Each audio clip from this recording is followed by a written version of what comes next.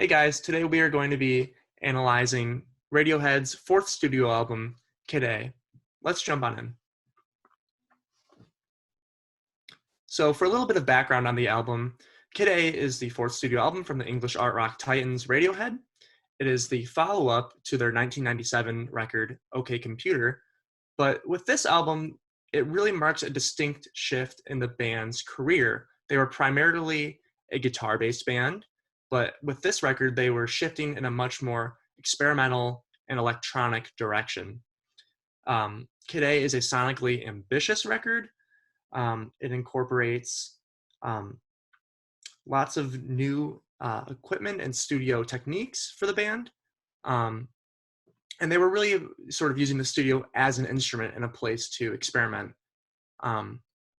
Behind the boards was their producer, Nigel Godrich, who was also with them for OK Computer and their sophomore record, The Bends.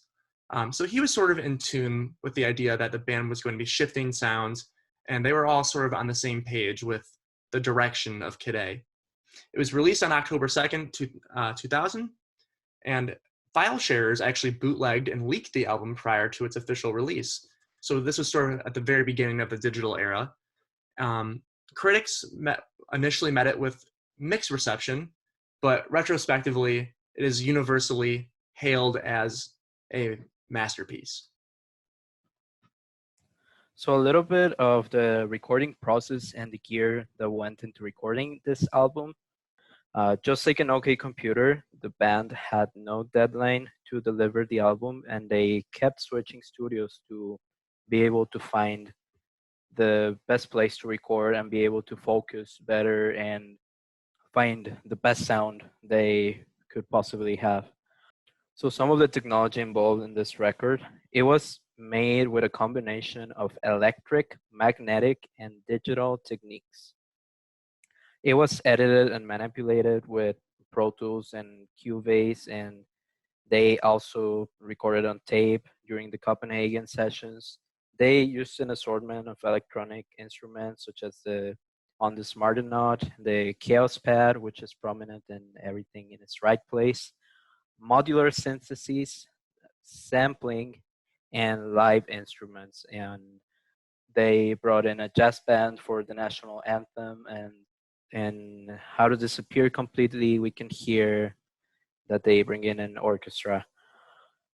It was released via digital download and CD, and it debuted at #1 in 6 different countries.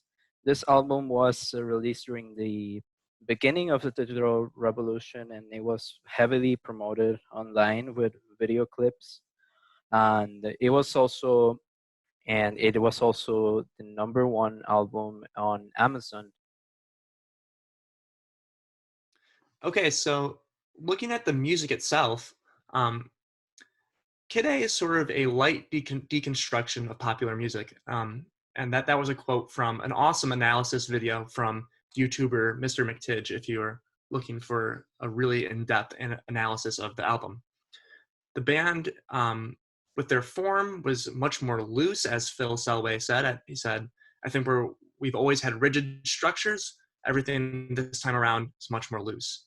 Odd time signatures and structures, and even some very experimental forms with the ambient track Tree Fingers. In terms of musical motifs, there was 4 main ones that we kind of pinned down. The first of which is syncopation and odd grooves. You can hear that very prominently on tracks like In Limbo and Kid A. The second aspect, which we talked about a little bit already, was orchestral movements and elements. You can hear that on How to Disappear Completely and Motion Picture Soundtrack. There was loads of synthesizers on this record, and the album starts right off with everything in its right place, which is a very minimalistic synthesizer track and programmed drums. And then lastly, lots of improvisation. You can hear that on the national anthem with improvised horn sections, guitar feedback. Even Tom's vocal delivery here is a bit experimental and improvised. So yeah, those are the four main ones we pinned down. In terms of lyrics, the main themes here are depression, alienation, and loneliness. So nothing light on this record. As critic Anthony Fantano said, Radiohead was essentially filtering human sadness through a synthetic lens. Tom York was inspired by David Byrne's sort of Dadaist approach to lyricism, which involved cutting up phrases and sort of collaging lyrics together. Two tracks that we felt like really illustrated these themes were number 4, How to Disappear Completely, with a section of lyrics there, and the same with Idiotech, track 8, with lyrics there as well. So some of the recording techniques that went into the album, essentially, according to Tom York in the Kid A Lives documentary, he was looking for happy accidents. This album was very heavy on experimentation, on randomness, basically just playing with the electronic instruments and seeing what it would throw back at them, and then just putting everything together to make something new with it. There's a lot of emphasis on rhythm, as we can hear in songs like the national anthem or in Idiotech, on repetition. We can hear that also in the national anthem with repeating bass line. There's sampling, which is a technique that they started using after they saw a TV show documenting the history of hip hop. Essentially, they saw the setups of artists such as Run DMC or Public Enemy, and they said um, they're using all these samplers and turntables and electronics. We should try that. So the most notable sample that they used in this album is a Paul Lansky sample in Idiotech. And there's a lot of samples from Radio Receiver also on the national anthem. This album is also unique because it was the first non-live album recorded by Radiohead. This was the first album where they split up into workshops or they started recording solo, whereas in previous albums they had recorded together as a band. But now everything was sort of done separately and then stitched together by their producer Nigel Godrich. So some of the creative decisions that went into the album. This album was heavily influenced by the massive success of OK Computer. The band was essentially burnt out and stressed out because of the massive success that they were suddenly experiencing. And Tom York felt like other bands were trying to copy his style.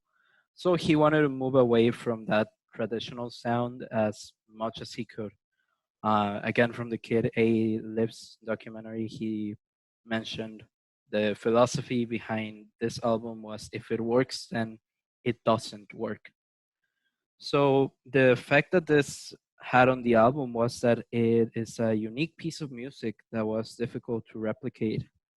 And it also arguably brought an end to the Britpop movement since other bands couldn't copy this album, so instead they moved to a more pop-oriented and easy listening style of music. Critical reception was split, and it received like a 1.5 star from Melody Maker and 0.5 from the Billboard when it was initially reviewed by them back in 2000, according to the Kid A Lives documentary. But retrospectively, now critics all agree that it is a masterpiece, and it has received a retrospective critical acclaim.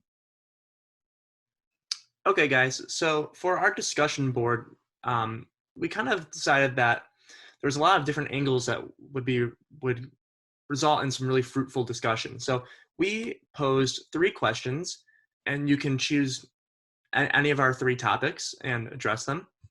The first of which was, did Radiohead succeed in making an album that is wholly original?